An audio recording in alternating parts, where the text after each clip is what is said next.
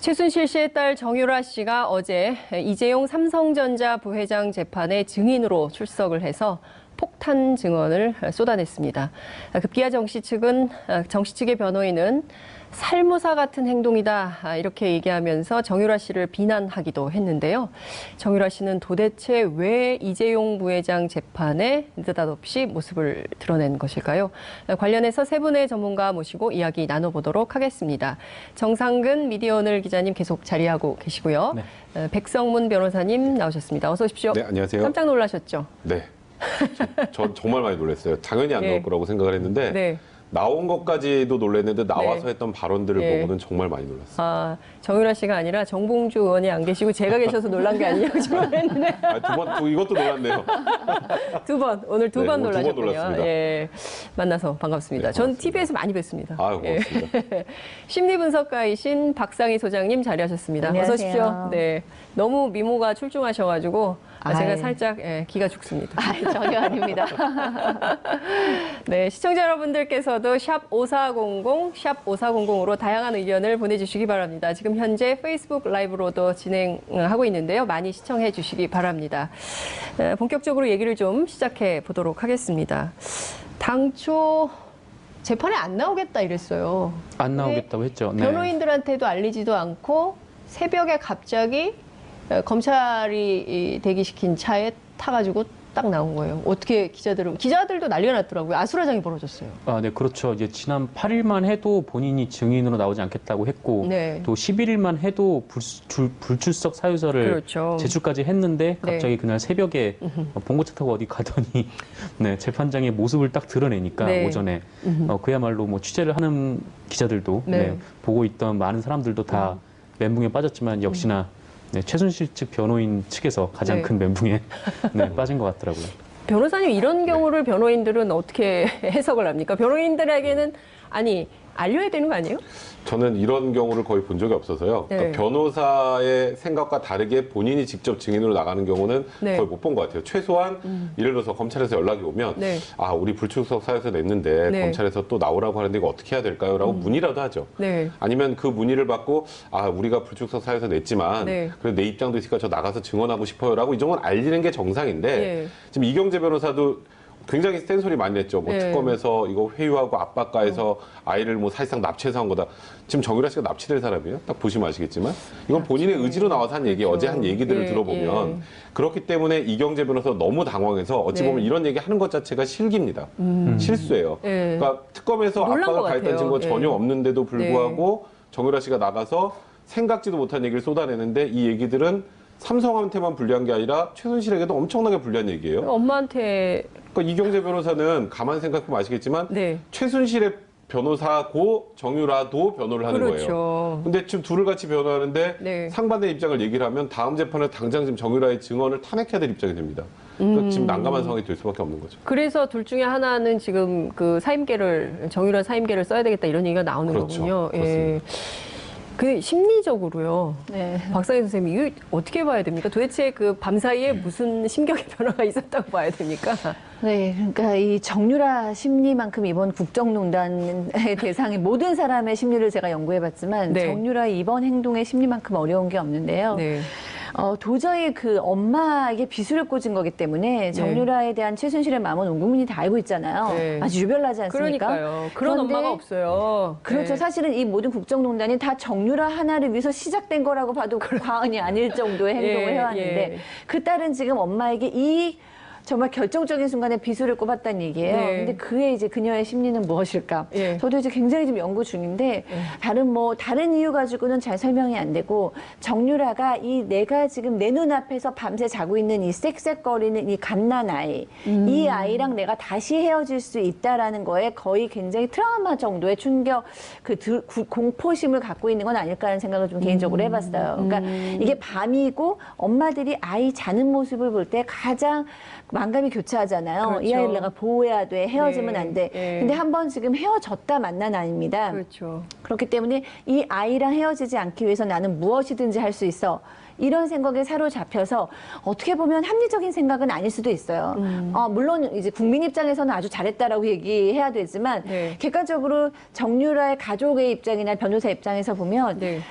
대단한 형을 받을 것 같지 않은 정유라가 이렇게 엄마한테 불리한 얘기를 하다니. 그렇지만 정유라는 합리적인 판단을 하지 못하고 지금 내 아이를 지켜야 돼. 나는 어떻게든지 시련을 면해야 돼. 라는 판단을 한 건 아닐까라고 조심스럽게 생각해 보고 있습니다. 그러니까 이게 어떻게 보면은 그 아침 드라마의 막장 드라마. 아침 드라마에서 쉽지 않아요. 이 그래, 정도 되면. 이 정도면 네. 아침 드라마 안 이런 돼요? 거 쓰면 통과가 안 됩니다. 이 정도 되면. 거의 막장 드라마를 보는 것 같기도 하고요. 어떤 측면에서 보자면 당장 우리 엄마가 나를 위해서 이렇게 엄청난 국정농단을 했지만 지금 당장 내게 제일 소중한 것은 이 아들. 얘를 지켜야 된다. 이런 생각을 했다는 거죠. 그러니까 저는 다른 이유는 잘 생각이 나지 않아요. 그러니까 만약에 지금 변호인 쪽에서는 특검이 회유와 압박을 했다라고 네. 얘기를 하고 있는데 만약에 그 회유와 압박이 있었는지 없었는지도 모르지만 네. 만약에 회유와 압박이 있었다고 해도 그 내용은 3차 구속영장 신청돼서 당신이 구속되면 그 아이는 어떻게 하냐 장시호를 봐라. 네. 뭐 이런 식의 어떤 그 시나리오밖에 전 생각이 나지 않거든요. 그러니까 이 아이를 지켜야 한다는 것 그리고 근본적으로 정유라는 최순실의 딸이기 때문에 최순실을 물론 좋아하고 사랑하겠죠. 네. 그렇지만 최순실에 대한 존경감 있잖아요. 이런 순간에 최순실의 말을 믿고 최순실을 지켜야겠다는 생각은 무의식적으로는 없었을 수도 있겠다는 생각도 해봤어요. 그러니까 최순실은 항상 옳지 못한 일을 하고 있다. 나의 엄마지만 뭔가 좀 불의하다. 엄마가 잘못했지 뭐. 이런 생각이 내면에는 깔려 있다가 네. 이렇게 선택의 순간이 되니까 내가 엄마의 비리를 폭로하는 편이 나도 지키고 어떻게 보면 그건 거짓은 아니니까 뭐 이런 식으로 절충된 느낌도 있거든요. 그 외의 것들은 지금 저로서는 잘 생각이 되지 않습니다. 야, 그 엄마 최순실은 지금 어떤 상황? 멘붕이죠. 멘붕일 것 같아요. 세상에 딸이 이럴 수가. 근데 저는 최순실은 굉장히 놀랐을 거라고 생각을 네. 하고 배신감을 느꼈지만 네. 나름대로 자기 합리화를 하고 있을 거예요. 어떤 식으로냐면 자기 합리화를 한다. 그러니까 정유라를 미워할 수는 없는 거예요. 최순실은 정유라는 최순실을 배신할 수 있지만 최순실은 정유라를 미워할 수 없으니까 네. 우리 딸이 가장 힘들고 약한 순간에 저 나쁜 특검이 아마 협박을 해서 아이를 이렇게 끌고 와서 나한테 이렇게 했을 거야라는 생각 네. 하나와 정말 도와줄 사람 하나도 없이 우리 유라가 우리 손자를 지켜야 되기 때문에 어련하면 이런 행동을 했을 거야 라는 식으로 최순실은 이 순간에도 모성애를 발휘할 수도 있겠다는 생각해 봅니다. 딸을 지키고 이 나쁜 특검이 우리 가족을 망하게 하려고 이렇게 007 작전을 짰다. 이런 생각을 하고 있을 것이다. 라고 저희가 추정을 좀 해봤는데요. 정 기자님, 네. 그 이경재 변호사도 비슷한 얘기를 했어요. 네. 우리가 가히 지금 추론 중인 최순실 씨하고 같은 얘기인데 특검이 부당하게 압력을 가해서 정유라 씨가 간 거다. 네. 근데 실제로 그런 면이 좀 있습니까? 뭐 글쎄요, 뭐 부당한 압력이 네. 있었느냐, 그거는 이제 뭐 정유라 씨 얘기에서 좀 봐야 될 것 같은데, 정유라 씨가 특검 그 재판에 출석을 하면서 이제 사람들이 물어보지 않았습니까? 네. 그래서 주변에 만류는 있었지만 여기에 나온 거는 본인의 판단이었다라고 얘기를 한 거 보면은 오히려 저는 그 주변의 만류에 더 관심이 더 가더라고요. 네. 그래서 대체 어떤 사람이 재판에 증인으로 채택이 된 사람한테 네. 나가지 말라고 만류를 했을까? 만약에 변호사분들이 그렇게 얘기를 했으면은 요거는 좀 부당한 거 아닌가라는 생각이 좀 들기도 하더라고요. 그래요? 네. 그 백 변호사님 예컨대요. 그러니까 이런 얘기가 좀 나와요. 일종의 그러니까 정유라 씨가 3차 영장 그 청구를 앞두고 뭔가 검찰 특검하고 플리바게닝 같은 거를 해서 자신의 죄를 좀 경감하면서 실형을 면하면서 뭐 이런 차원에서 뭔가 딜 같은 게 있었던 거 아니냐. 근데 우리나라는 이제 공식적으로는 플리바게닝은 없습니다. 네. 가끔 마약 범죄 같은 경우에 네. 한 명을 잡으면 잡는 게 크게 중요하지 않아요. 마약 범죄를 말 그대로 소탕을 해야 되기 때문에 한 명이 다른 사람을 불면 네. 좀 형을 깎아줍니다. 이제 그게 이제 마약만 사실상 그렇습니까? 통상적으로 마약 정도만 그래요. 예. 사실상 마약 정도에만 플리바게닝 유사하게 네. 좀 형을 깎아주는 정도, 그러니까 구형량을 좀 낮춰주는 거죠. 네네. 근데 나머지 범죄는 없어요. 그러니까 지금 근데 저는 정유라 씨가 아까 조금 전에 박상희 소장님이 말했던 것처럼 모성애만 가지고 이런 행동을 했을까는 아니라고 생각을 하고요. 철저하게 전 자기 이익을 따라서 움직였다고 생각을 해요. 네. 첫 번째 구속영장 기각됐죠. 네. 그리고 두 번째 또 청구했죠. 근데 두 네. 번째 왜 청구했던 것 같으세요? 네. 그러니까 검찰이 특별한 걸 더 잡았으니까 청구했다. 저희는 많이 그렇게 보지는 않습니다. 여론 때문이에요. 여론. 예, 여론 때문입니다. 그런데 두 번째 영장 기각되고 또 다시 여론이 들끓었어요. 정유라, 지금 이대 교수들이 다 지금 실형 받아가지고 저러고 있는데 마지막 최종 수혜자인 정유라만 저렇게 거리로 활보하고 다니고 그게 말이 돼? 라고 생각하는 여론이 많은 거에 대해서 검찰이 또 부담감을 느껴요. 그러면 또 기각될 걸 알면서도 영장을 또 청구할 가능성도 배제할 수 없었습니다. 그런데 영장을 또 청구하면 영장이 나올 확률은 아무리 이제 또 청구해도 기각될 거라고 하지만 불안하잖아요. 네. 정유라 입장에서 보면 영장 실질 심사에 가서 네. 영장이 나올 때까지 기다리는 그 순간 자체가 굉장히 힘들어요. 네. 또 만약 영장이 그렇겠죠. 발부되면 예. 그럼 자기가 이제 구속된 상태에서 수사를 받고 또 재판을 받으면 실형이 나올 수 있어요. 그렇죠. 그런데 이렇게 적극적으로 협조를 하면 특검이 그러니까 굳이 그런 얘기를 하지 않아도 영장 재청구하겠어요? 3차 청구 안 합니다. 그건 제가 장담할 수 있어요. 영장 청구 안 해요. 백성훈 변호사님 도장 찍으셨습니다, 지금. 네, 여기 어제 인증되겠죠? 인증샷. 일단 세 번째 영장 청구가 사실상 없을 겁니다. 여기 보시면. 아. 그리고 정유라가 어제 했던 증언들을 가만 보면 네. 최순실의 가슴에는 비수를 꽂았지만 정유라 본인은 다 피해갔어요. 야. 얘기를 들어보면. 정유란 그냥 엄마가 삼성 사람들 만나가지고 말 세탁하기 전날도 그거 다 녹음 파일도 있어요. 네. 얘기를 하잖아요. 그럼 나는 그냥 하라니까 그냥 한 거예요. 그럼 여기 어느 정도의 범죄 그 혐의의 중대성이 인정되겠어요. 정유라 씨 범죄 혐의 중대성 인정 안 됩니다. 그러면 정유라 씨는 실형 선고도 안 나와요. 이제 보시면 아시겠지만 네. 그렇기 때문에 이거는 정유라 씨가 여러 가지를 계산을 해보고 네. 내가 여기서 괜히 증언도 거부하고 수사에도 비협조하고 그럼 여론도 안 좋아지니까 미운 딸 밖에서 또 영장 청구하고 나중에 혹여라도 실형 선고라도 나오면 그럼 이제 거기 그 다음 단계 모성애랑 연결될 수 있습니다. 아이도 못 볼 수 있고 본인이 굉장히 공공해지잖아요. 이제 그런 걸 고려해서 어제 결심을 한 것 같아요. 그래서 지금까지 관련된 진술 다 번복해서 네. 본인이 하고 싶었던 걸 다 한 게 아닌가 생각이 듭니다. 그러니까 결과적으로 보면 정유라 씨가 굉장히 전략적으로 네. 본인에게 유리한 진술을 하고 그것이 이제 사실에도 네. 부합하는 것이므로 그런 길을 선택했다. 이제 이렇게 보는 건데 그러면 그 특검 도움이 있지 않습니까? 장시호 사촌 언니 장시호하고 손을 잡은 걸까요? 저는 그 사이에 밤에 어떤 일이 일어났는지 이렇게 막 드라마를 써보는 거죠. 혹시 드라마. 예. 네, 아, 지금 장시호랑 막, 통화를 네, 했나? 시청률 올라갑니다. 드라마. 막장 장시호랑 드라마 통화를 시청률 했나? 특검 관계자랑 통화를 했나? 뭐 여러 가지 생각을 예. 해보는 거예요. 근데 네. 지금 변호인은 뭐라고 얘기했냐면 장시호보다 더하다. 살모사 같다라는 표현까지 했다는 거죠. 왜냐하면 그렇죠. 장시호는 네. 이모를 배신한 건데 정유라는 엄마한 거죠. 그렇기 때문에 사실은 그 쇼크는 더합니다. 그러니까 저도 이 박 변호사님 말씀에 기본적으로 동의를 해요. 그러니까 네. 아무 생각 없이 그냥 가가지고 막 감성적으로 한 건 아니죠. 굉장히 우리가 생각했던 그 럭비공 같은 정유라는 사실상 굉장히 전략적이고 어떨 때는 야 피는 못 속인다. 유전자의 힘이 그 할아버지부터 엄마를 이어서 정유라한테 예, 갔구나. 예. 좋게 표현하면 정무감각까지도 있고 나쁘게 표현하면 굉장히 계산적이고 전략적인 인물인데 내가 실형을 조금이라도 살고 싶지 않으니까 엄마가 평생 살지도 모르지만 엄마한테 빚을 꽂겠다 결정을 한 거잖아요. 그런데 이제 저는 아무리 그래도 어떻게 그렇게까지 할 수 있냐라고 그래도 생각을 엄마인데요. 예. 아무리 정말 상식적으로 이해가 되지 그러니까요. 않죠. 그래서 나름대로 그래도 정유라는 아이랑 헤어질 수 없었겠지라고 이제 저는 생각을 하고 있는 건데 글쎄요 정유라가 장시호하고 연락을 한 건지 장시호의 사례를 보면서 나도 저렇게 특검을 도와서 살아나야겠다라고 판단한 건지는 모르지만 정말로 상상 이상 그 이상의 행동을 한 것 같습니다. 일각에서는 이모랑 먼저 통화한 거 아닌가 이런 얘기도 좀 나오기도 하고 벤치마킹 했을 수 있죠. 벤치마킹이요. 장시호 씨가 어쨌건 지금 국정농단 사건 관련자 중에 유일하게 그렇죠. 바깥에 있는 사람이에요. 네. 그거 생각해보면 좀 대충 답이 나오지 않을까요? 그러니까 장시호 씨랑 통화해서 우리 이렇게 하자가 아니라 네, 예. 둘이 뭔가 맞을 건 별로 없어요. 장시호 씨가 폭로를 많이 안 했으면 최순실이 이렇게까지 곤란하지 않았습니다. 네. 그럼 굳이 자기가 이걸 폭로할 이유가 없는데 예. 이미 이렇게 다 엎질러진 물이고 그리고 유심히 보니까 장시호가 뭐 국민 뭐 도우미부터 시작을 네, 해서 네. 막 오히려 막 여론으로도 굉장히 우호적인 상황이 되고 그런 걸 여러 가지 지켜보면서 차라리 나라도 살자라는 생각을 했을 수는 있죠. 입장이 같은 건 아닙니다. 그를 참 시청자 여러분들께서는 이 정유라의 길에 대해서 어떻게 지금 어떤 댓글들이 막 올라오고 있을지 궁금한데요. 그런데 백 변호사님 말씀 네. 주신 대로 우리가 무슨 여론 재판하자는 것은 아니지만 어찌됐든 가장 수혜를 받은 사람이거든요. 네. 이번 국정농단 사태에서. 근데 물론 이제 전략적으로 본인이 아는 바대로 사실대로 다 진술을 한들 실형을 완벽하게 면할 수 있을까? 그러니까 집행유예도 면할 수 있을까? 아무런 범죄 사실이 없다. 이렇게 될 수 있을까?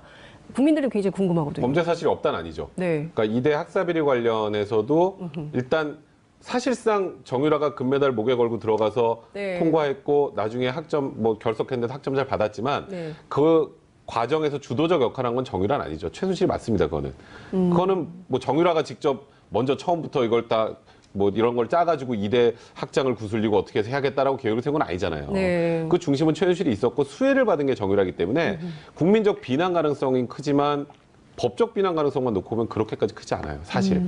그리고 이런 입시 비리에서 입시 비리에 학생이 처벌받는 경우는 전 거의 못 봤어요. 아, 대부분 부모들이 처벌을 받죠. 학사 비리에서는 생각해 부모가- 보시면 학생은 제적되는 게 최상이에요. 뭐 처벌을 받는 경우 많이 없는데 여기에는 그래도 어느 정도 국민적 비난 가능성까지 결합이 돼서 네. 법적 책임까지 지우려고 하는 거예요. 이거는 그리고 두 번째 이 뇌물수수 네. 관련 부분이나 말세탁 범죄 수익 네, 은닉에 관한 네. 부분도 주도적인 역할이 최순실이 했다는 건 다 짐작이 가능한 부분이에요. 정유라가 뭘 얼마나 대단해서 삼성과 직접 협상을 하고 하겠습니까? 결국 최순실이 주도적 역할을 했는데 네. 수익자가 정유라니 너 이거 다 알고도 묵인했으니까 너 이거 처벌받아야 돼 라고 지금 하고 있는 거거든요. 근데 지금 이번에 진술한 걸 쭉 들어보면 결국 엄마가 다 한 거예요. 그렇죠. 엄마가 삼성 임원들 다 만나서 말세탁 관련돼도 얘기했고 엄마 나 이 말 계속 타도 돼? 그거 삼성에서 해준 거니까 네가 계속 네 것처럼 거라고 타면 돼. 생각하고 타. 아, 네 알겠습니다. 그럼 비난 가능성이 얼마나 큰가요? 그럼 이러면 실형 선고될 가능성이 네. 일단 변호사 입장에서 보면 거의 없습니다. 저는 이익으로 접근했다고 지금 생각을 하고 있는 거예요. 예. 그 박 선생님 저기 그 정유라 씨가 뭐 그러니까 은닉 재산 지금 뭐 이제 최순실 재산 독일에 있는 최순실 재산 환수를 위한 특별법 제정 뭐 이런 관련해서 이제 국회 논의가 활발하게 진행이 좀 되고 있기도 한데요. 한편으로는 정유라가 돈을 지키기 위해서 우리 집 재산을 지키기 위해서 그런 거다. 뭐 네. 이런 얘기도 있어요. 그러니까 이제 너무 비상식적인 일이 일어났기 때문에 네. 정말 여러 가지 생각해 보게 되는 거죠, 대중들은. 네. 그런데 뭐 아이 얘기는 이제 제가 했습니다만 또 어떤 분들은 뭔가 빨간 금고를 비롯한 그 그러니까요. 유럽의 전역에 숨겨져 어디가 있는 거야? 있는 어디가 있는 그러니까 어디가 있는지 모르는 예. 그 돈은 사실상 네. 최순실하고 정유라고 둘 정도밖에 모른다고 쳤을 때 네. 최순실은 어차피 이제 뭐 실형을 면하기는 어려울 것 같으면 네. 그냥 최순실은 그냥 이거를 감당하게 하고 나라도 살아남아서 유럽으로 언젠가는 가서 이 돈을 관리해야겠다라는 네. 생각을 했을 가능성도 배제할 수는 없을 것 같아요. 근데 이제 그럼에도 불구하고 또 납득은 안 되죠. 도대체 얼마나 어디에 있길래 이렇게까지 엄마를 평생 감옥에서 썩게 하면서까지 그 돈이 지키고 싶을까? 그리고 만약에 어차피 지금 변호사님 얘기하셨듯이 굉장히 실형을 오래 받지 않을 정유라가 네. 그 돈을 지키는 걸 꼭 지금 했어야 됐을까? 나중에 한 1, 2년 후에도 했을 수 있었는데 이런 질문들이 나오기 때문에 그런 합리적인 의심은 당연히 드는데 거기에 대해서 아 그래 그랬을 거야 라는 어떤 만족은 조금 떨어지는 것 같습니다. 네. 굉장히 궁금해요. 그 심리가 어떤 건지 직접 미스테리합니다, 미스테리. 네, 만나서 정말 인터뷰를 한 4시간 정도 해보고 싶은데 어제 재판에서 네. 정유라 씨가 4시간을 얘기를 했어요. 네. 핵심 쟁점이 어떤 거예요? 쟁점이라고 보면은 뭐 그동안에 네, 삼성 측과 이제 최순실 측이 부인했던 것을 모두 인정한 것이 네. 가장 뭐 크지 않나. 뭐 구체적인 제목이 아마 변호사님께서 잘 아시겠지만 일단은 뭐 삼성 측에서 뭐 말을 제공을 했고 그거를 최순실이 뭐 네 말처럼 생각하고 타라. 이렇게 얘기를 했다는 거고요. 네. 그다음에 또 삼성과 돈을 뭐 주고 받았던 이제 코어 스포츠가 사실상 최순실의 회사라는 네. 점 인정하고 자신이 그 회사에서 이제 돈을 650만 원씩 매달 받았다는 거 아닙니까? 네. 또 그런 것도 있었고요. 또 승마 지원이 뭐 삼성 측에서는 뭐 정유라 씨를 비롯해서 뭐 6명 중에 1명 지원한 것 뿐이다 이렇게 네. 얘기를 했는데 뭐 사실상 왜 나만 지원받냐 이렇게 정유라 씨가 물었을 때 뭐 최순실 씨가 화를 냈다거나 또 그런 것들도 좀 있었고 네. 그다음에 또 말색탁과 관련해서도 삼성이 모를 리가 없다. 네, 또 안드레아스 당시 뭐 정유라 씨 독일 승마 코치가 네. 또 삼성에서 돈이 들어와야 되는데 왜 안 들어오지? 막 이런 얘기도 했다. 뭐 그런 식들의 뭐 증언들이 뭐 가장 주요하게 언론에서 보도가 되는 것 같습니다. 지금 정 기자님 정리해 주신 쟁점들만 살펴보면 이후에 있을 재판 과정에서 삼성과 그야말로 최순실 씨에게 굉장히 악재가 되면서 이 재판이 그 변호인들 입장에서 보면 상당히 스텝이 꼬일. 엄청나게 카운터 펀치를 맞은 건 사실입니다. 그런데 네. 아직 유죄 판결 단정하기 힘들어요.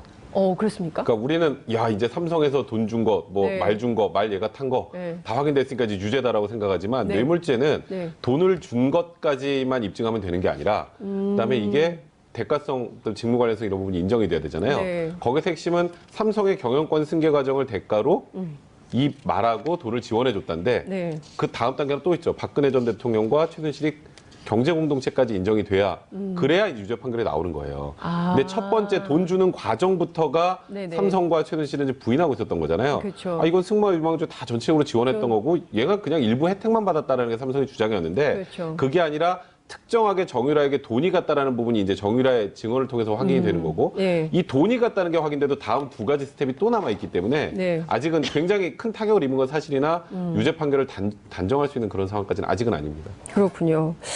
근데 어찌됐든 뇌물죄와 관련해서는 준 사람, 받은 사람 다 처벌을 받게 되는 건데요. 그렇다면 정유라의 경우에도 뇌물을 수수한 혐의가 인정된다고 볼 수 있지 않을까요? 뇌물수수의 공범까지 가는 게 이제 정유라 네. 입장에서 최악인데요. 최악. 예. 실제로 돈을 받은 게 최순실이고 그거를 사용한 게 정유라라면 예. 돈을 받은 사람은 그냥 정유라가 아닌 최순실을 보게 됩니다. 근데 아. 그 부분은 문제가 아닌데 네. 이제 그 이후에 말세탁하는 과정에서 정유라가 적극적으로 개입을 했다면 그렇죠. 이제 범죄 수익금 은닉하고 하는 부분에 대해서 공범으로 볼 여지가 있었으나 네. 어제 정유라의 진술 여기에 굉장히 중요한 부분이 나와요.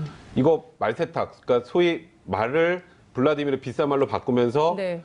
이제 이게 소유 관계를 흐트러 놓는 그런 작업이라고 생각하시면 됩니다. 그 과정을 누가 했냐면 최순실과 삼성의 박상진 사장, 그다음에 황전무 이런 사람들이 이 전날 모여서 얘기를 했다라는 네. 진술을 하면서 마지막에 이 얘기를 합니다. 녹음 파일 있다. 그 녹음 파일 나오면 정유라는 여기도 빠져요. 그러니까 본인이 나갈 수 있는 길에 관련된 건 얘기를 다 한 겁니다. 네. 그래서 지금 삼성 측에서는 이거 지금 정유라 얘기가 네. 본인이 겪은 얘기라 다 들은 얘기 아니냐. 그러니까 승마 코치로부터 들은 얘기, 그다음에 뭐 최순실로부터 들은 얘기. 이걸 이제 법정 용어로 하면 전문 증거라고 하거든요. 그러면 그 말한 사람을 직접 불러와서 실제로 이 말 했는지를 확인을 해야 돼요. 네. 근데 그런 과정 외국에 있으니까 못 거치잖아요. 이런 경우에는 증거의 신빙성 판단을 법원에서 하는데 마지막 단계 녹음 파일 얘기를 하잖아요. 네. 녹음 파일 나오면 끝이죠. 그 부분은. 그럼 지금 정유라 씨가 그 녹음 파일을 제출하라면 하겠다라고 얘기를 했어요. 제출하면 어떻게 되는 겁니까? 제출하면은 이제 돈을 준 거와 말세탁 부분 관련해서는 입증이 사실상 끝나버리죠. 그러면 삼성이 그동안 주장했던 것이 다 한 방에 허물어집니다. 그 돈 준 거에 완방에 관련해서. 끝나는. 예, 승마 지원 관련해서 네. 우리는 승마 유망주 지원한 거예요라는 말은 이제 더 이상 할 수가 없는 상황이 되는 거예요. 이재용 부회장 재판에 상당히 악영향. 이재용 그렇게 부장이 되면 어제 굉장히 놀랐을 겁니다. 표정이 안 좋더라고요. 네. 이게 지금 정말 그 정유라 씨가 엄마처럼 이렇게 전략적으로 본인과 가족을 지키는 방향으로 하지 않을까라고 했는데 그 예상을 전부 다 깨버렸기 때문에 어쨌든 그 반대 입장에 있었던 분들은 상당히 멘붕에 빠진 이런 상황이라고 볼 수 있을 것 같은데요. 중요한 포인트는요. 이후에 재판에서 정유라 씨는 살아남고 최순실 씨가 굉장히 어려운 상황, 난감한 상황에 빠진다면 최순실 씨가 또 최후의 한 방을 준비하게 되는 이런 역전의 상황은 없을까요? 박상희 선생님 어떻게 보십니까? 이게 너무 우리가 드라마식으로 해석을 해서 조금 좀 공부하는 측면이 저는 그럴 것 같지는 있는데. 않거든요. 왜냐면은 엄마를 최순실 자식을 지킬 거다. 뭐 지키기까지는 이제 예전까지는 안 하더라도 정유라에게 한 방을 날리는 일은 없을 것 같아요. 왜냐하면 최순실은 확실하게 정유라 때문에 감정의 기복을 보여왔거든요. 네. 굉장히 공격적이고 주도적으로 재판에서 임하고 하다가도 정유라 얘기가 나오면 이성을 잃고 굉장히 감정적이 되고는 했기 때문에 최순실이 정유라한테 불리한 발언을 이어갈 것 같지는 않지만 최순실이 이제 여태까지 쌓아온 어떤 전투력 같은 거는 상당히 상실이 될 것 같다는 느낌이 듭니다. 근데요. 네. 그러니까 딱히 법적으로 날릴 한 방이 없어요. 정유라한테는. 최순실이 지금 너무너무 예를 들어서 화가 나서 네. 내 딸이지만 나도 버릴 거야 라고 하면 법적으로 날릴 수 있는 게 없어요. 지금 뭐 일단 나와 있는 내용들 보면 네. 저희 정유라가 개입이 안 됐다는 객관적인 증거들, 녹음 파일이 만약에 나온다면 그런 것도 확인이 되고 이제 학사비리도 지금 다 나왔잖아요. 사실관계가. 네. 뭘 딱히 정유라한테 날릴 게 없는데 네. 굳이 날린다면 뭐 최순실이 이것도 소설입니다만 네. 돈을 관리하는 사람을 통해서 뭐 정유라에 돈줄을 준다거나 뭐 그런 비법적인 방법이 있을지 모르겠지만 법정에서 지금 나와 있는 진술을 또 다 뒤집어 엎을 만한 한 방은 현실적으로 없습니다. 그런데 최순실은 여태까지 보면은 정유라가 가출을 해서 임신을 했을 때도 나는 이제 엄마랑 인연을 끊겠다라고 얘기를 했을 때도 결국에는 정유라한테 졌고요. 그다음에 이제 최순실하고 대화가 하기 싫어서 중간에 사람을 넣어서 대화를 할 때도 뒤에서 어떻게든지 정유라를 승마 선수로 성공을 시키기 위해서 모든 전략을 다 짜왔고 이런 걸 보면은 최순실이 뭐 정유라를 뭐 반대하는 어떤 일을 벌일 거라고는 상상이 되지 않고 얘기한 것처럼 정유라는 어떻게 보면은 늘 엄마가 시키는 일을 해왔어요라고 얘기하고 있기 때문에 주범은 다 최순실일 수밖에 없을 것 같습니다. 근데 궁금한 게요. 녹음을 했다는 거잖아요. 네. 그때 녹음은 어떤 상황에 대비해서 정유라 씨가 녹음을 했던 것일까요? 그러니까 그때 뭐 녹음을 하는 심리 상태는 뭐라고 그러니까 봐야 저는 될까요? 정유라라는 인물에 대해서 깜짝깜짝 놀라요. 맨 처음에 공항에 들어왔을 때 정유라가 얘기를 할 때는 기대가 있었어요. 아, 럭비공 같았다니까 뭔가 실수로 얘기를 할 거야. 실수가 나오면 뭔가 한 방에 나올 그런 거야. 얘기가 그러는데 언론사 기자들도 많이 많았죠. 예측했죠. 근데 네. 실수 없었죠. 중간에 입 다물었습니다. 네. 뭔가 약간 그 20대 풋풋한 아무것도 몰라요라는 젊은이 코스프레 했잖아요. 모자 쓰고 맨날 티셔츠 입고 엄마가 시켰어요. 저는 모릅니다.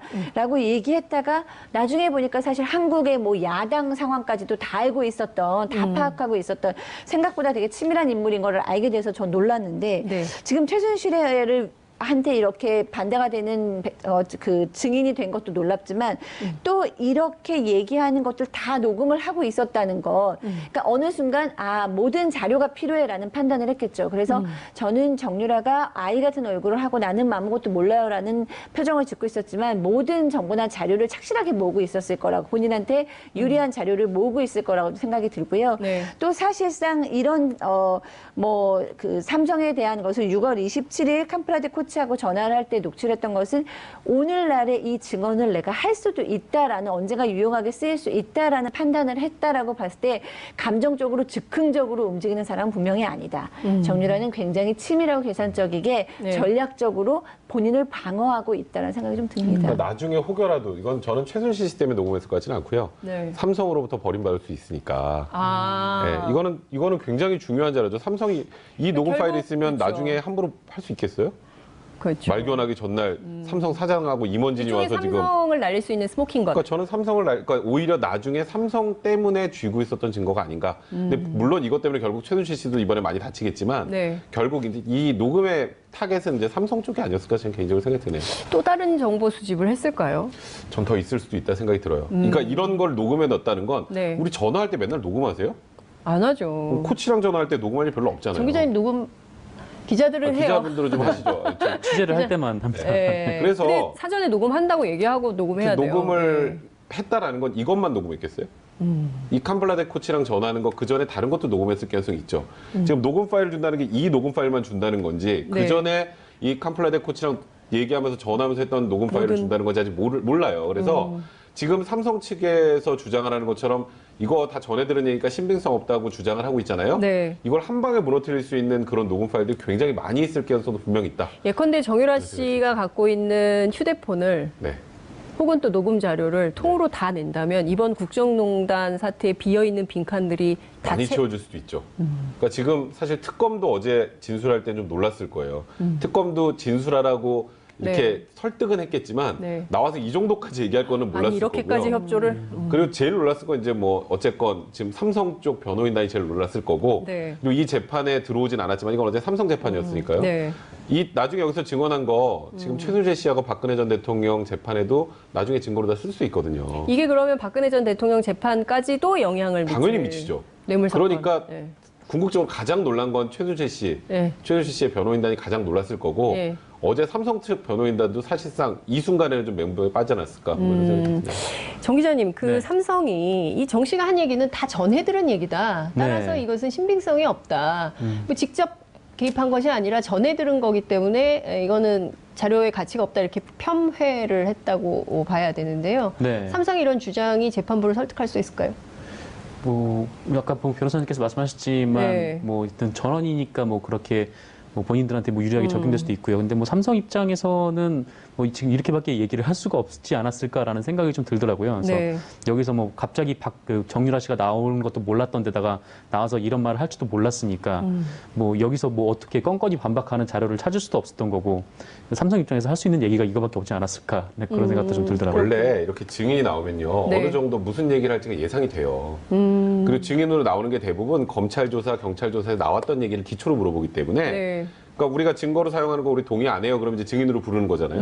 그럼 그 증인이 그 전에 했던 얘기들은 이제 나중에 재판 과정에서 변호사들이 다 볼 수 있단 말이에요. 네. 그러니까 이 증인이 이런 얘기를 했으니까 우리는 이런 걸 물어봐서 이 사람이 진술하는 거를 좀 신빙성을 낮춰봐야겠다.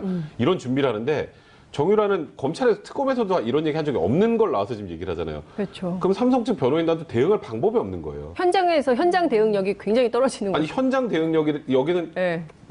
혹여라도 즉흥적으로 변호인이 대응하면 한 방에 갑니다. 잘못하면. 이럴 때는 완전히 말을 아끼는 거 말고 방법이 없어요. 그럼 결국 할 수 있는 게 뭐 있겠어요? 저 사람 얘기하는 거 좀 신빙성이 떨어집니다. 밖에 없습니다. 반대 신문도 못해요. 이 정도 되면. 반대 신문 할 수도 없죠. 무슨 얘기할지 예측이 안 되는데. 네. 그랬다가 괜히 반대 신문 했다가 더 불리한 그거 건 아닌데요? 이제 이렇게 그러면 안 되기 나오면. 때문에 네. 어제 삼성 측 변호인단은 굉장히 제한적으로 물어볼 수밖에 없었어요. 그리고 결국은 신빙성 떨어집니다라는 말 말고는 반박할 게 없었기 때문에 이런 얘기가 나온 겁니다. 그러니까 할 수 있는 대응이 그러니까 평가절하가 아니라 저희들은- 할 수 있는 게 이거밖에 없었다. 아까 기자님 말씀하신 게 정답이에요. 그렇군요.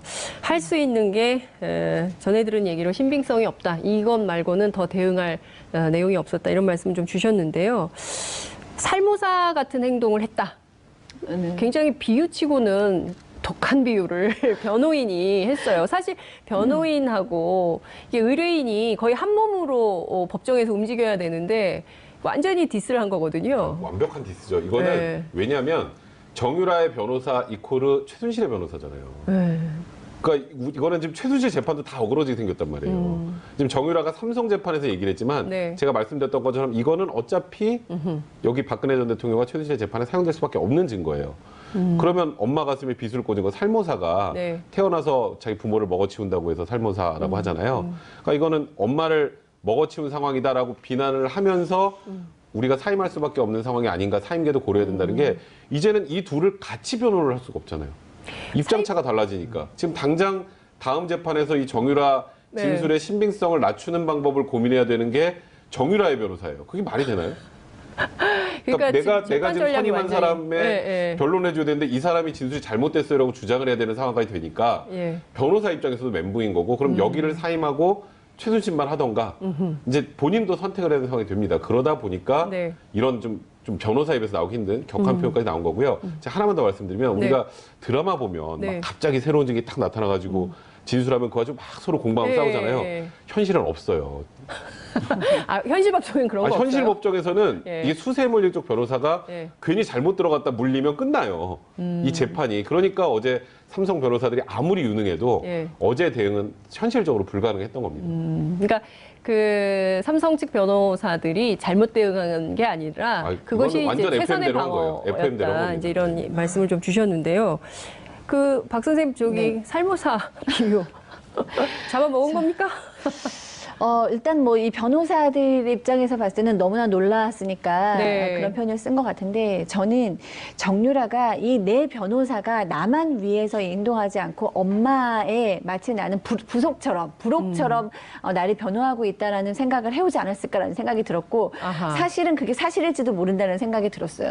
왜냐하면 정유라가 지금 너무 예측하지 못한 행동을 해서 변호사들이 화가 날 수는 있지만 그렇다고 내 의뢰인을 전 국민 앞에서 살모사라는 표현을 쓰는 것은 좀 너무 심하다는 생각이 들었거든요. 네. 그렇기 때문에 이제 우리가 생각했을 때는 이 변호사들이 정유라한테 딱 붙어서 정유라를 잘 변호하고 있는 것처럼 보였지만 사실 그들 사이에는 가까이 하기 어려운 어떤 거리가 있었나 보다라는 생각이 들었고요. 또 하나는 그럼에도 불구하고 이 정유라가 너무나 당차기 때문에 나는 내 살 길을 찾아야겠다. 그들이 나를 보호해주지 않을지라도 나는 내 살 길을 찾아야겠다라고 생각을 하지 않았나 싶습니다. 그러니까 이제 그 정유라 씨가 귀국해서 기자들하고 일문일답을 할 때도 그런 얘기를 했잖아요. 나 뭐 원래 그 대학 가고 싶은 생각도 없었고, 네. 뭐 굳이 대학을 나와야 된다는 생각도 하지 않았다. 뭐 이제 이런 그래서 굉장히 자유분방한 21살의 아주 프레시한 청년, 뭐 이렇게 생각을 했는데 지금 이 정도까지 이르르면 이제 앞서 말씀을 좀 해주셨지만 더 이상 그는 풋풋한 청년은 아닌 것이요. 아니요. 이렇게 판정을 내려야 됩니까? 심리적으로? 네, 그래서 저도 사실은 정유라에 비하면 내가 얼마나 부족한가라는 생각이 들었어요. 항상 정유라 심리를 연구하고 얘기를 하곤 했는데 네. 나중에 보면 완전히 저랑은 비교할 수 없고 저 위에서 행동하는 그녀를 보면서 야 정말 뭐 학교를 다니기 싫어요. 나 학교 따위는 상관없어요라고 얘기를 해서 저는 그렇습니다. 그 정유라는 이 대에 가고 싶지도 않은데 최순실이 얘기해서 간 것 같습니다라고 얘기를 했는데 나중에 보니까 교수들하고 다 연락을 해서 사실은 다 자기의 그 학점이나 이런 거에 대해서 자기 의견도 얘기하고 얘기한 적이 있었고, 그래서 정유라가 심지어 이런 생각까지 듭니다. 정유라가 어제 그 나갈 때 옷이 굉장히 드레스 같은 어떤 원피스로 바뀌었어요. 아, 드레스 코드가. 네, 여태까지는 야구 모자 쓰고 티셔츠를 입다가 드레스 코드까지 바뀌었을 때 저것도 아무 생각 없이 입었을까라는 생각이 들면서 뭔가 나는 이제는 좀 바뀌었고 나는 진실을 얘기하겠어요. 나는 착한 사람이에요. 나는 이제는 다 밝힐 수 있어요. 뭐 이라는 어떤 것을 보여주기 위함이 아니었을까라고 생각을 하면서 굉장히 온 국민을 다 놀라고 변호사들도 다 놀라게 했지만 네. 또 내용을 잘 탄탄히 뜯어보면 제가 직접 한 게 아니고 나는 누구누구한테 들었어요 라는 얘기인 거예요. 그러니까 정유라가 정말로 어디까지 생각을 하고 얘기할 수 있는 인물인지 네. 그렇기 때문에 우리가 생각했던 풋풋한 아무것도 모르는 정유라는 아님에 대해서는 확신합니다. 그렇군요. 시간이 얼마 안 남아서 짧게 변호사님께 여쭙고 싶은데요. 지금 박근혜 전 대통령이 4번째 발가락이 아프시거든요. 그래가지고 지금 이게 많이 아프다고 하네요. 재판에 나오기가 굉장히 어려운데 앞서 이제 말씀 잠깐 주셨는데 어느 정도나 악영향을 미칠까요? 이번 재판 그 정유라의 증언은 네, 짧게 최순실 씨와 박근혜 전 대통령의 재판에도 이번에 삼성이 당황한 거 정도의 그런 파괴력은 분명히 있다라고 보면 될 것 같습니다. 그렇군요. 오늘 말씀 정말 잘 들었습니다. 재밌었습니다. 네. 지금까지 적폐청산의 척도가 된 국정원의 개혁 움직임과 또 국정농단 사건의 결정적 증거로 떠오른 정유라 씨의 증언 내용을 짚어봤습니다. 여러분 어떻게 보셨습니까? 역시 판단은 시청자 여러분, 현명한 시민의 몫입니다. 현명한 시민을 위한 시사 토크쇼 정봉주의 품격시대 여기서 마치겠습니다. 감사합니다. 얘기해야 되지만 네. 객관적으로 정유라의 가족의 입장이나 변호사 입장에서 보면 네. 대단한 형을 받을 것 같지 않은 정유라가 이렇게 엄마한테 불리한 얘기를 하다니. 그렇지만 정유라는 합리적인 판단을 하지 못하고 지금 내 아이를 지켜야 돼. 나는 어떻게든지 시련을 면해야 돼. 라는 판단을 한 건 아닐까라고 조심스럽게 생각해 보겠습니다. 그러니까 이게 어떻게 보면은 그 아침 드라마의 막장 드라마. 아침 드라마에도 쉽지 않아요. 이 정도 되면. 이 정도면 아침 드라마 안 이런 돼요? 거 쓰면 통과가 안 됩니다. 이 정도 되면. 거의 막장 드라마를 보는 것 같기도 하고요. 어떤 측면에서 보자면 당장 우리 엄마가 나를 위해서 이렇게 엄청난 국정농단을 했지만 지금 당장 내게 제일 소중한 것은 이 아들. 얘를 지켜야 된다. 이런 생각을 했다는 거죠. 그러니까 저는 다른 이유는 잘 생각이 나지 않아요. 그러니까 만약에 지금 변호인 쪽에서는 특검이 회유와 압박을 했다라고 네. 얘기를 하고 있는데 만약에 그 회유와 압박이 있었는지 없었는지도 모르지만 네. 만약에 회유와 압박이 있었다고 해도 그 내용은 3차 구속영장 신청돼서 당신이 구속되면 그 아이는 어떻게 하냐 장시호를 봐라. 네. 뭐 이런 식의 어떤 그 시나리오밖에 전 생각이 나지 않거든요. 그러니까 이 아이를 지켜야 한다는 것 그리고 근본적으로 정유라는 최순실의 딸이기 때문에 최순실을 물론 좋아하고 사랑하겠죠. 네. 그렇지만 최순실에 대한 존경감 있잖아요. 이런 순간에 최순실의 말을 믿고 최순실을 지켜야겠다는 생각은 무의식적으로는 없었을 수도 있겠다는 생각도 해봤어요. 그러니까 최순실은 항상 옳지 못한 일을 하고 있다. 나의 엄마지만 뭔가 좀 불의하다. 엄마가 잘못했지 뭐. 이런 생각이 내면에는 깔려 있다가 네. 이렇게 선택의 순간이 되니까 내가 엄마의 비리를 폭로하는 편이 나도 지키고 어떻게 보면 그건 거짓은 아니니까 뭐 이런 식으로 절충된 느낌도 있거든요. 그 외의 것들은 지금 저로서는 잘 생각이 되지 않습니다. 야, 그 엄마 최순실은 지금 어떤 상황? 멘붕이죠. 멘붕일 것 같아요. 세상에 딸이 이럴 수가. 근데 저는 최순실은 굉장히 놀랐을 거라고 생각을 네. 하고 배신감을 느꼈지만 네. 나름대로 자기 합리화를 하고 있을 거예요. 어떤 식으로냐면 자기 합리화를 한다. 그러니까 정유라를 미워할 수는 없는 거예요. 최순실은 정유라는 최순실을 배신할 수 있지만 최순실은 정유라를 미워할 수 없으니까 네. 우리 딸이 가장 힘들고 약한 순간에 저 나쁜 특검이 아마 협박을 해서 아이를 이렇게 끌고 와서 나한테 이렇게 했을 거야라는 생각 네. 하나와 정말 도와줄 사람 하나도 없이 우리 유라가 우리 손자를 지켜야 되기 때문에 어련하면 이런 행동을 했을 거야 라는 식으로 최순실 씨의 딸 정유라 씨가 어제 이재용 삼성전자 부회장 재판에 증인으로 출석을 해서 폭탄 증언을 쏟아냈습니다. 급기야 정 씨 측의 변호인은 살모사 같은 행동이다 이렇게 얘기하면서 정유라 씨를 비난하기도 했는데요. 정유라 씨는 도대체 왜 이재용 부회장 재판에 느닷없이 모습을 드러낸 것일까요? 관련해서 세 분의 전문가 모시고 이야기 나눠보도록 하겠습니다. 정상근 미디어오늘 기자님 계속 자리하고 계시고요. 네. 백성문 변호사님 나오셨습니다. 어서 오십시오. 네, 안녕하세요. 깜짝 놀라셨죠? 네. 전 정말 많이 놀랐어요. 당연히 안 네. 나올 거라고 생각을 했는데 네. 나온 것까지도 놀랐는데 나와서 네. 했던 발언들을 예. 보고는 정말 많이 놀랐어요. 아, 정유라 씨가 아니라 정봉주 의원이 안 계시고 제가 계셔서 놀란 게 아니냐고 질문했는데 이것도 놀랐네요. 오늘 두 네, 번 오늘 두번 놀라셨군요. 놀랐습니다. 예, 만나서 반갑습니다. 네, 전 반갑습니다. TV에서 많이 뵀습니다. 아유, 예. 고맙습니다. 심리분석가이신 박상희 소장님 자리하셨습니다. 안녕하세요. 어서 오십시오. 네, 너무 미모가 출중하셔가지고 제가 아이. 살짝 기가 죽습니다. 전혀 아닙니다. 네, 시청자 여러분들께서도 샵 5400, 샵 5400으로 다양한 의견을 보내주시기 바랍니다. 지금 현재 페이스북 라이브로도 진행하고 있는데요. 많이 시청해 주시기 바랍니다. 본격적으로 얘기를 좀 시작해 보도록 하겠습니다.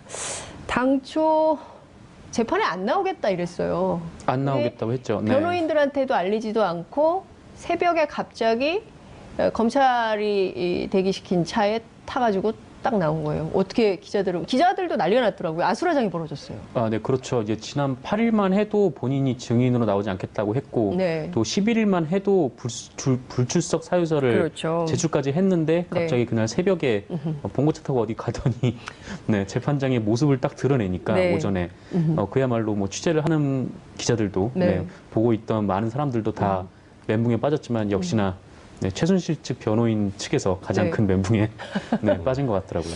변호사님 이런 경우를 변호인들은 어떻게 해석을 합니까? 변호인들에게는 알려야 되는 거 아니에요? 저는 이런 경우를 거의 본 적이 없어서요. 네. 그러니까 변호사의 생각과 다르게 본인이 직접 증인으로 나가는 경우는 네. 거의 못 본 것 같아요. 최소한 예를 들어서 검찰에서 연락이 오면 네. 우리 불출석 사유서 냈는데 네. 검찰에서 또 나오라고 하는데 이거 어떻게 해야 될까요? 라고 문의라도 하죠. 네. 아니면 그 문의를 받고 우리가 불출석 사유서 냈지만 네. 그래도 내 입장도 있으니까 저 나가서 증언하고 싶어요라고 이 정도는 알리는 게 정상인데 예. 지금 이경재 변호사도 굉장히 센 소리 많이 냈죠. 뭐 예. 특검에서 이거 회유하고 압박가해서 아이를 뭐 사실상 납치해서 한 거다. 지금 정유라 씨가 납치될 사람이에요. 딱 보시면 아시겠지만 이건 본인의 의지로 나와서 한 얘기, 그렇죠. 어제 한 얘기들을 예, 들어보면 예. 그렇기 때문에 이경재 변호사 너무 당황해서 어찌 네. 보면 이런 얘기 하는 것 자체가 실기입니다. 실수예요. 예. 그러니까 특검에서 놀란 압박을 것 가했던 같아요. 증거가 예. 전혀 없는데도 불구하고 정유라 씨가 나가서 생각지도 못한 얘기를 쏟아내는데 이 얘기들은 삼성한테만 불리한 게 아니라 최순실에게도 엄청나게 불리한 얘기예요. 엄마한테 그러니까 이경재 변호사는 가만 생각해보면 아시겠지만 네. 최순실의 변호사고 정유라도 변호를 하는 거예요. 그렇죠. 근데 지금 둘을 같이 변호하는데 네. 상반된 입장을 얘기를 하면 다음 재판에 당장 지금 정유라의 증언을 탄핵해야 될 입장이 됩니다. 그러니까 지금 난감한 상황이 될 수밖에 없는 거죠. 그래서 둘 중에 하나는 지금 그 정유라 사임계를 써야 되겠다 이런 얘기가 나오는 그렇죠. 거군요. 예. 그렇습니다. 그 심리적으로요. 네. 박상희 선생님 이거 어떻게 봐야 됩니까? 도대체 그 밤사이에 무슨 심경의 변화가 있었다고 봐야 됩니까? 네, 그러니까 이 정유라 심리만큼 이번 국정농단의 대상이 모든 사람의 심리를 제가 연구해봤지만 네. 정유라 이번 행동의 심리만큼 어려운 게 없는데요. 네. 도저히 그 엄마에게 비수를 꽂은 거기 때문에 정유라에 대한 최순실의 마음은 온 국민이 다 알고 있잖아요. 네. 아주 유별나지 않습니까? 그러니까요. 그런 그런데 엄마가 없어요. 그렇죠. 네. 사실은 이 모든 국정농단이 다 정유라 하나를 위해서 시작된 거라고 봐도 과언이 아닐 정도의 행동을 예, 해왔는데 예. 그 딸은 지금 엄마에게 이 정말 결정적인 순간에 비수를 꼽았다는 얘기예요. 네. 근데 그의 이제 그녀의 심리는 무엇일까? 예. 저도 이제 굉장히 좀 연구 중인데 다른 이유 가지고는 잘 설명이 안 되고 정유라가 내가 지금 내 눈앞에서 밤새 자고 있는 이 쌕쌕거리는 이 갓난 아이, 이 아이랑 내가 다시 헤어질 수 있다라는 거에 거의 굉장히 트라우마 정도의 충격, 공포심을 갖고 있는 건 아닐까라는 생각을 좀 개인적으로 해봤어요. 그러니까 이게 밤이고 엄마들이 아이 자는 모습을 볼 때 가장 만감이 교차하잖아요. 그렇죠. 이 아이를 내가 보호해야 돼. 헤어지면 네, 안 돼. 네. 근데 한번 지금 헤어졌다 만난 아이입니다. 그렇죠. 그렇기 때문에 이 아이랑 헤어지지 않기 위해서 나는 무엇이든지 할 수 있어. 이런 생각에 사로잡혀서 어떻게 보면 합리적인 생각은 아닐 수도 있어요. 물론 이제 국민 입장에서는 아주 잘했다라고. 그런데 영장을 또 청구하면 영장이 나올 확률은 아무리 이제 또 청구해도 기각될 거라고 하지만 불안하잖아요. 네. 정유라 입장에서 보면 영장실질심사에 가서 네. 영장이 나올 때까지 기다리는 그 순간 자체가 굉장히 힘들어요. 네. 또 만약에 영장이 그렇겠죠. 발부되면 예. 그럼 자기가 이제 구속된 상태에서 수사를 받고 또 재판을 받으면 실형이 나올 수 있어요. 그렇죠. 그런데 이렇게 적극적으로 협조를 하면 특검이 그러니까 굳이 그런 얘기를 하지 않아도 영장 재청구하겠어요? 3차 청구 안 합니다. 그건 제가 장담할 수 있어요. 영장 청구 안 해요. 백성훈 변호사님 도장 찍으셨습니다 지금. 네, 여기 어제 인증되겠죠?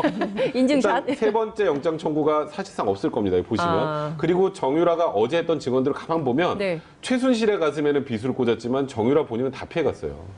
야. 얘기를 들어보면. 정유란 그냥 엄마가 삼성 사람들 만나가지고 말 세탁하기 전날도 그거 다 녹음 파일도 있어요. 네. 얘기를 하잖아요. 그럼 나는 그냥 하라니까 그냥 한 거예요. 그럼 여기에 어느 정도의 범죄 그 혐의의 중대성이 인정되겠어요. 정유라 씨 범죄 혐의 중대성 인정 안 됩니다.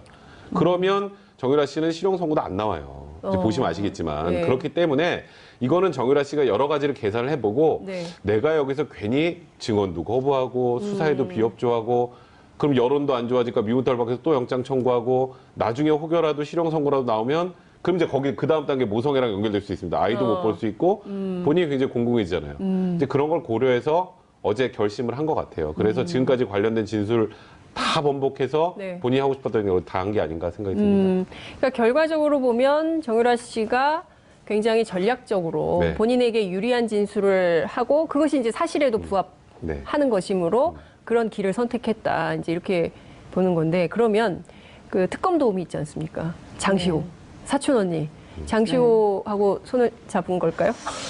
저는 그 사이에 밤에 어떤 일이 일어났는지 이렇게 막 드라마를 써보는 거죠. 혹시 드라마. 예. 네, 장시호랑 통화를 했나? 시청률 올라갑니다. 네. 드라마. 막장 장시호랑 드라마 통화를 시청률 했나? 특검 관계자랑 통화를 했나? 뭐 여러 가지 생각을 예. 해보는 거예요. 근데 네. 지금 변호인은 뭐라고 얘기했냐면 장시호보다 더하다. 살모사 같다라는 표현까지 했다는 거죠. 왜냐하면 그렇죠. 장시호는 네. 이모를 배신한 건데 정유라는 엄마인 거죠. 그렇기 때문에 사실은 그 쇼크는 더합니다. 그러니까 저도 이 박 변호사님 말씀에 기본적으로 동의해요. 그러니까 네. 아무 생각 없이 그냥 가가지고 막 최순실은 이 순간에도 모성애를 발휘할 수 있겠다는 생각해 봅니다. 딸을 지키고 이 나쁜 특검이 우리 가족을 망하게 하려고 이렇게 007 작전을 짰다 이런 생각을 하고 있을 것이다라고 저희가 추정을 좀 해봤는데요. 정 기자님, 네. 그 이경재 변호사도 비슷한 얘기를 했어요. 네. 우리가 가히 지금 추론 중인 최순실 씨하고 같은 얘기인데 특검이 부당하게 압력을 가해서 정유라 씨가 간 거다. 네. 근데 실제로 그런 면이 좀 있습니까? 뭐 글쎄요, 뭐 부당한 압력이 네. 있었느냐, 그거는 이제 뭐 정유라 씨 얘기에서 좀 봐야 될 것 같은데, 정유라 씨가 특검 그 재판에 출석을 하면서 이제 사람들이 물어보지 않았습니까? 네. 그래서 주변에 만류는 있었지만 여기에 나온 거는 본인의 판단이었다라고 얘기를 한 거 보면은 오히려 저는 그 주변의 만류에 더 관심이 더 가더라고요. 네. 그래서 대체 어떤 사람이 재판에 증인으로 채택이 된 사람한테 네. 나가지 말라고 만류를 했을까? 만약에 변호사분들이 그렇게 얘기를 했으면은 요거는 좀 부당한 거 아닌가라는 생각이 좀 들기도 하더라고요. 그래요? 네. 그 백 변호사님 예컨대요. 그러니까 이런 얘기가 좀 나와요. 일종의 그러니까 정유라 씨가 3차 영장 그 청구를 앞두고 뭔가 검찰 특검하고 플리바기닝 같은 거를 해서 자신의 죄를 좀 경감하면서 실형을 면하면서 뭐 이런 차원에서 뭔가 딜 같은 게 있었던 거 아니냐. 근데 우리나라는 이제 공식적으로는 플리바게닝은 없습니다. 네. 가끔 마약 범죄 같은 경우에 네. 한 명을 잡으면 잡는 게 크게 중요하지 않아요. 마약 범죄 말고 소탕을 해야 되기 때문에 한 명이 다른 사람을 불면 네. 좀 형을 깎아줍니다. 근데 그게 이제 마약만 사실상 그렇습니까? 통상적으로 마약 정도만 그래요. 예. 사실상 마약 정도에만 플리바게닝 유사하게 네. 좀 형을 깎아주는 정도, 그러니까 구형량을 좀 낮춰주는 거죠. 네네. 근데 나머지 범죄는 없어요. 그러니까 지금 근데 저는 정유라 씨가 아까 조금 전에 박상희 소장이 말했던 것처럼 모성애만 가지고 이런 행동을 했을까는 아니라고 생각을 하고요. 철저하게 저는 자기 이익을 따라서 움직였다고 생각을 해요. 네. 첫 번째 구속영장 기각됐죠. 네. 그리고 두 번째 또 청구했죠. 근데 두 네. 번째 왜 청구했던 것 같으세요? 네. 그러니까 검찰이 특별한 걸 더 잡았으니까 청구했다. 저희는 많이 그렇게 보지는 않습니다. 여론 때문이에요. 여론. 예, 여론 때문입니다. 그런데 두 번째 영장 기각되고 또 다시 여론이 들끓었어요. 정유라, 지금 이대 교수들이 다 지금 뭐 실형받아가지고 저러고 있는데 마지막 최종 수혜자인 정유라만 저렇게 거리를 활보하고 다니고 그게 말이 돼? 라고 생각하는 여론이 많은 거에 대해서 검찰이 또 부담감을 느껴요. 그러면 또 기각될 걸 알면서도 영장을 또 청구할 가능성도 배제할 수 없었습니다.